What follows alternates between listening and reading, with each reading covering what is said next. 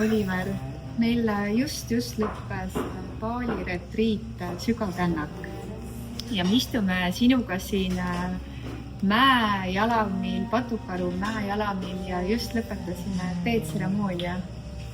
See on ju päris mõnus. Ja väga mõnus, väga head teed sai. Ja see hakkab meile ka pakkuma siin kohe pueri. Ja, minu igapäevast pueri, mida mulle meeldib juua Eestis ja igal pool, kus ma reisil käin. Ja, sa alati võtad selle kaasa siis? Ja, siiamaani on ta mul viimaste reisidel olnud. Et minust nagu elu nagu paradiisis. Ja, olen nõud. Ja, aga kui me läheme tagasi retriidi juurde, mis oli see ajand või see impulss, et miks sa valisid tulla siis Sügava rännaku retriidile? Ma olin sellest kuulnud võib-olla 1 kuu aega varem ja siis me sinuga kooliga seoses samal koolitusel, kus me käime supervisioonil, meil oli üks väike vestlus ja mind väga kõnetas, kuidas sa seda mulle esitlesid ja siis mulle meeldis see, et kuna kehapsühhoteraapia taust on meil hästi sarnane, et siis ma lugesin, et see lõi hästi palju usaldust. Siis ma olin valmis kergemini seda otsust tegema, et siis see otsus selgus seal võib-olla üks mõned nädalad siis tagasi. Aga mis oli see, et mis sind kutsus sinna retriidile? No kõigepealt Bali Eesti -15 põgenemine. Kindlasti see on hästi suur osa. Ja siis jah, et kuna on mingisuguseid praktikaid varem kogetud, siis ma kujutasin ette, et see võiks sellises keskkonnas ja selliselt hoitud ruumis mingeid uusi kihte välja tuua. Et siis tundus nagu selline õige ajastus ka, et mingid asjad, mis on võib-olla siin mingitel viimastel aegadel saanud küpseda, et siis kuidas see siis loob. Väga tore.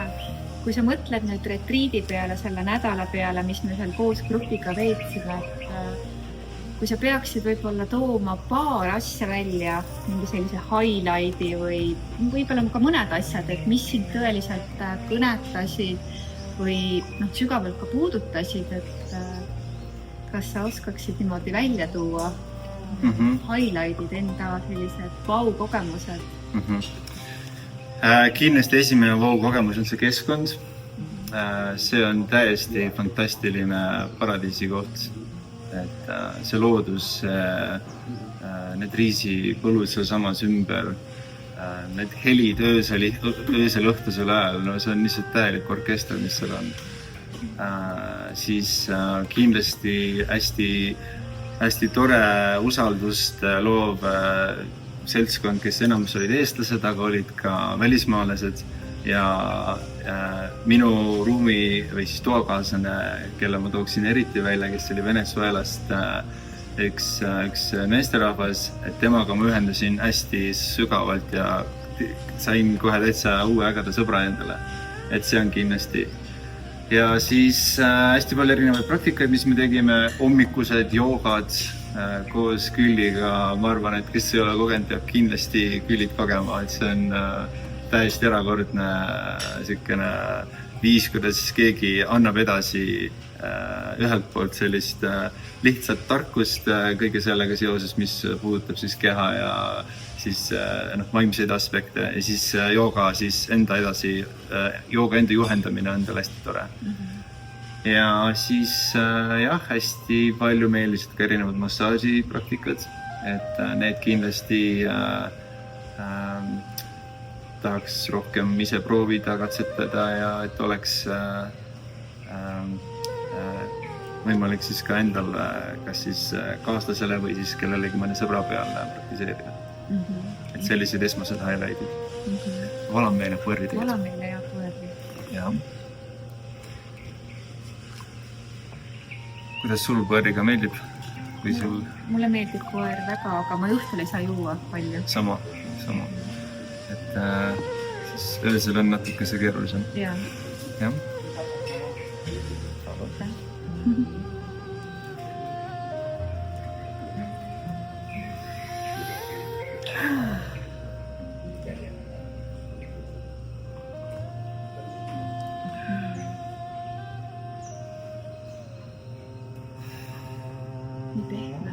ja hästi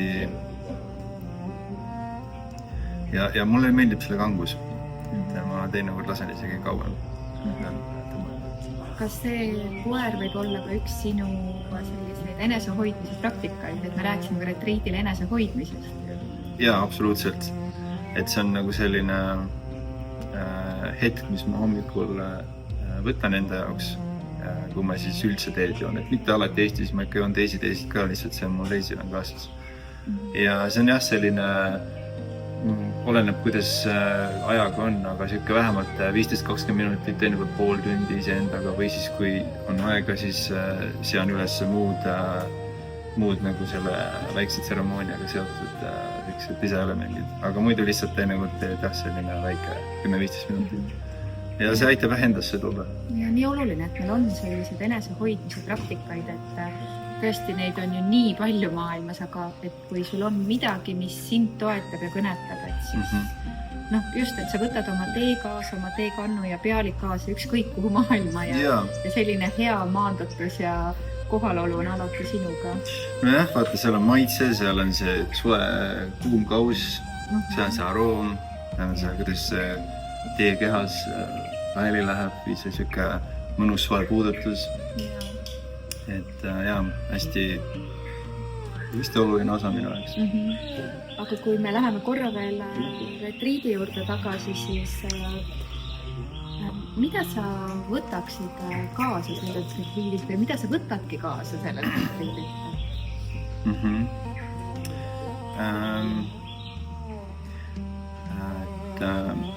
Et mul võib-olla võttis aega natuke sellisesse rohkem usaldavamasse kohta endas jõuda retriidi praktikate ja inimeste osas, et võib-olla sellise toetava uskumuse, et ma kergemini võib-olla püüaksin avaneda ja siis tihtipeale peegeldab ilusti tagasi, et ma võib-olla olen selline natuke peljand olnud võõraste inimestega nagu kiiresti mingisugusesse üsna lähedasse sellisesse kontakti ostada, et seal ma nagu sain kinnitust, et see on miski, mis tegelikult ei pea üldse kartma, et nagu see on kindlasti üks selline osa.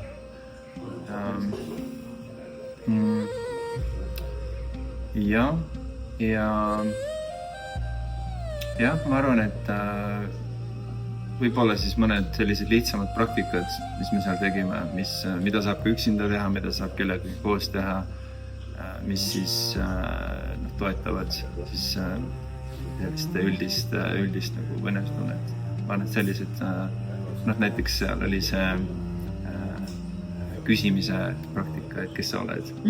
Et mulle väga-väga meeldis see, et keegi teine mult seda küsis, et ma olen seda endale teinud üksinda ja see toimib ka, aga just see, kui keegi teine küsib uuesti ja uuesti, et see aitas hästi kiiresti ja kergesti sellistesse sügavamatesse kihtidesse minna.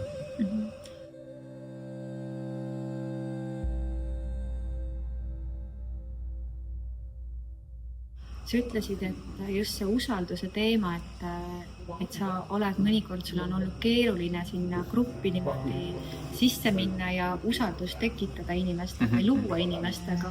Kas sa suutsid seda teha? Ja, ma tundsin, et sellest 6 päevast võib-olla esimesed 3,5-4, ütleme 3,5 päeva olid siuksed sissejuhatavad pinnase loomised. Aga 4. päeva äkki lõpus või kuskil seal, meil oli vist üks mingi õhtussündmus, ma nüüd täpselt ei mäleta, aga mingi hetk ma tundsin, et ma saan palju kuidagi kergemast kohast ja ma varasemalt ma natukese kuidagi kippusin ikkagi kas natuke näitlema või natuke kuidagi mingi sellise poolkaitse koha pealt nagu ikka mänguliselt nendesse vestlusolukordadesse astuma, aga siis see kuidagi nagu taandus ja siis ma sain palju selgemini aru, et mõned olukorrad ma ei tahtnudki, oli okei ja teinekord siis oli tore kellegagi mõnda isiklikku kogemust jagada või kuulata teist. et tihtilugu inimesed nagu ka küsivad, et kas see on ikka turvaline, kas see ikka mulle sobib ja kas seal üldse on vaja eelnevaid kogemusi, et kellele see retriit siis sobib ja kas sul on vaja üldse mingid eelnevad kogemused, et seda retriiti kogeda? Ma ütleks, et ei ole, et enda kogemuse pealt ma kindlasti ütleksin, et alati on inimesed toeks olemas, et pöörduda, kui on mingisugune keeruline koht. Et me ju sinuga ka ju mitmes olukorras ma tõin oma mingisuguse keerukuse välja ja ma väga tundsin, et see toetas ja see lõi sellist järgmisesse usalduse kihti minevat pinnast. Et ja kindlasti ei maksa karta, seal on kõigil on, see ongi huvitav, et kellegagi ja räägid, siis avastad, et temal on mingisugune oma väljakutse ja siis saad aru, et okei, kas mul on sarnane, mul on mingi teise nurga alt või siis miski, millega ma olen kas tegelenud või miski, millega ma võib-olla tegelen kunagi. Ja siis mida rohkem inimestega ma rääkisin, siis ma sain aru, et kõigil ongi mingisugune täiesti oma unikaalne kogemus ja ei olnud ühtegi, kellel oli nagu lõpuni täiesti siuke nagu ma ei tea, siuke nagu puhas siuke paradiisi kerge kogemus, kõigil olid mingid väljakutsed ja see ongi miski, mis nagu selle jagatud inimkogemuse koha pealt tegelikult ka minus endas lõi rohkem sellist enda suhtes rohkem mõistmist ja kaastunnet ja siis ka teiste suhtes, et ja et julgen soovitada, et kindlasti tulge. Kas kui sa nüüd mõtled retriidi ülesehituse kohta või selle ruumi kohta, siis võib-olla sa tahad iseloomustada ka või anda tagasisidet Igorile ja mulle näiteks? Jaa, ma saan aru, et varasemalt on märksa intensiivsemad retriidid olnud. Mulle isiklikult väga sobis see intensiivsus, et kuna mul ei ole võrdlusmomenti, siis ma ei oska seda välja tuua, aga jah, et mulle väga meeldis, et seda integreerimise aega oli. Et võib-olla mõnel hetkel lihtsalt, kuna mul mõndade asjade läbitöötamiseks võib-olla läks natukese kauem, võib-olla oleks natukesegi tahtnud rohkem, aga see on minu isiklik kogemus, et ma arvan, et mõnele oleks võib-olla isegi olnud, et nad oleks võib-olla isegi rohkem intensiivsemad. Minu jaoks keskmiselt võiks öelda, et see on hästi siuke tasakaalustatud. Et on siuke küllalt siukene selge programm, natukese võib-olla ajaliselt mingid asjad mängivad, aga üldiselt jah, hästi selline siuke kerge ülesehitus, mulle väga sobis. Et jah. Et ei olnud midagi liiga sellist, et oli intensiivseid hetki ka, aga sellel alati siis oli midagi siukest kerget ja tasakaalustavat. Et jah, sobis hästi. Tore. Aitäh, et sa jagasid oma kogemust, et igal inimesel oligi see erinev ja kui sa mõtled, kuulasid seda intervjuud ja mõtled, et kas tulla või mitte tulla või kas mul peab olema siis ka seda varasemat kogemust, siis nagu te Oliveri jagamises kuulsite, et ei pea, kõige tähtsam on valmisolek ja soov iseendasse vaadata ja samuti nautida ka Bali imelist loodust ja kultuuri.